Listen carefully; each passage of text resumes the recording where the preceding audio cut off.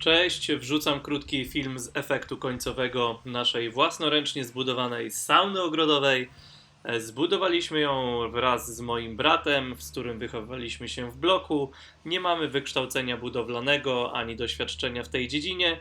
Od kilku lat jednak realizujemy nasze pomysły na działce. Metoda prób i błędów, trochę intuicji i dużo zapału.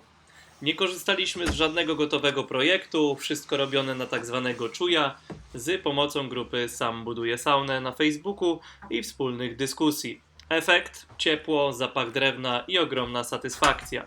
Jeśli macie pytania co do samej budowy, piszcie śmiało i dajcie znać, czy wrzucić filmik właśnie z budowy tej sauny, gdzie będzie więcej szczegółów, jak zrobić to samemu.